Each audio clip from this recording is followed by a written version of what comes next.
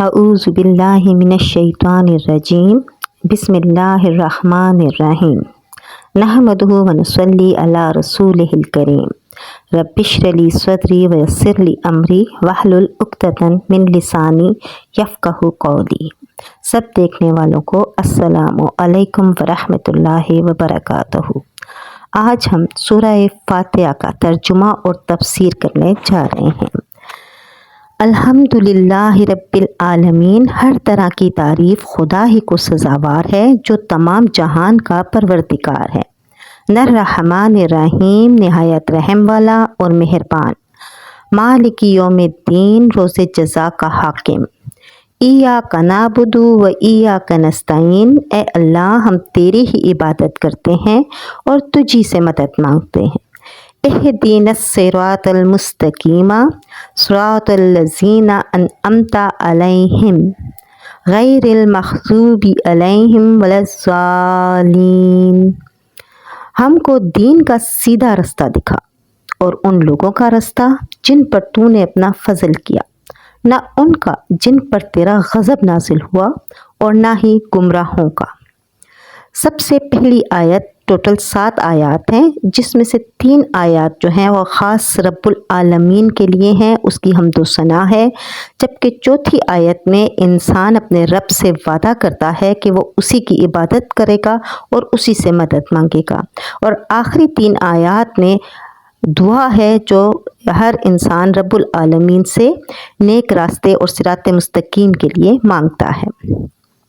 सबसे पहली आयत में जब हम ये कह देते हैं कि अल्हम्दुलिल्लाहि रब्बिल आलमीन, के हर तरह की तारीफ़ खुदा को सज़ावार है तो जो तमाम जहान का परवरदिगार है, तो यहाँ आकर ये सबसे खूबसूरत आयत है जिसके बारे में नबी करीम सल्लल्लाहु अलैहि वसल्लम का इरशाद है कि पूरे कुरान में ये सबसे खूबसूरत आयत है। और क्यों ना हो, जिस वक्त हम तहे दिल से पूरे खुशू व खुजू के साथ इकरार कर लेते हैं कि हर तरह की तारीफ़ सिर्फ़ और सिर्फ रब्बुल आलमीन के लिए है जिसने तमाम कायनात को बनाया है।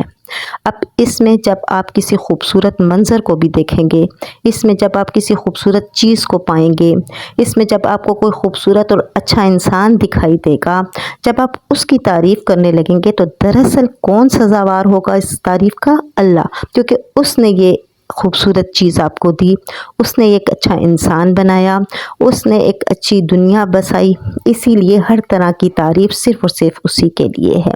और इसमें ख़्याल रखना चाहिए कि जब हम ये इकरार कर लेते हैं तो फिर उसके बाद ये बिल्कुल जायज़ नहीं है कि हम किसी दूसरे को किसी भी तरह अल्लाह ताला की सिफ़त में उसके मुकाबिल लेकर आएँ और उसके मुताबिक उसको कहें कि ये इस शख्स की वजह से हुआ।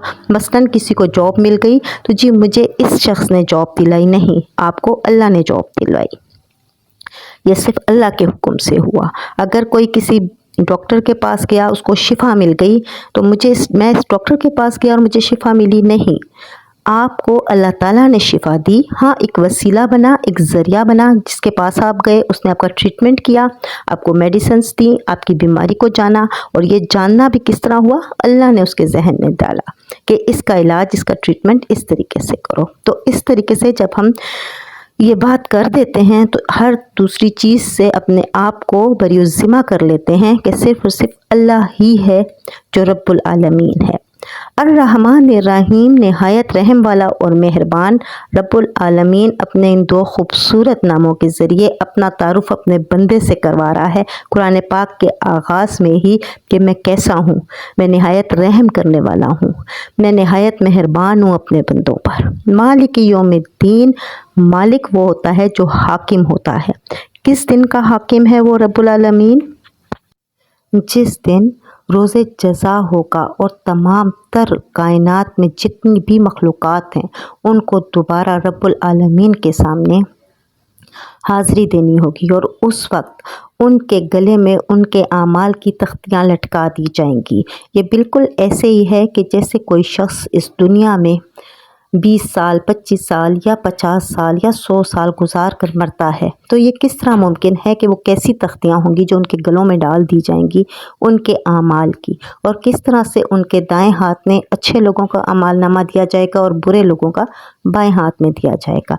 तो दरअसल इसकी मिसाल जो है वो एक आपकी छोटी सी USB ही है। अगर आप देखें तो आप इस USB में किस कदर मवाद जो है वो इकट्ठा कर सकते हैं, कितना कुछ रख लेते हैं।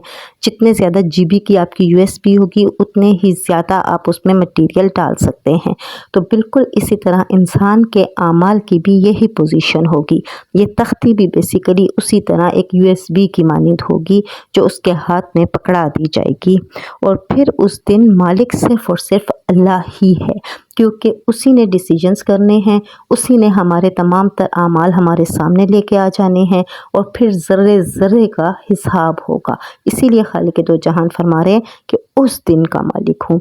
उस दिन फिर किसी की सिफारिश नहीं चलेगी, उस दिन फिर किसी के असरात नहीं होंगे, उस दिन फिर किसी का कमाल नहीं चलेगा, कोई जादू नहीं चलेगा, कोई पैसा नहीं चलेगा, सिर्फ़ और सिर्फ अल्लाह मालिक होगा। आज हमने सूरह फातिहा की पहली 3 आयत का तर्जुमा और तफसीर की है, और इंशाअल्लाह इससे नेक्स्ट एपिसोड में आपको बकाया तर्जुमा और तफसीर पेश की जाएगी। शुक्रिया।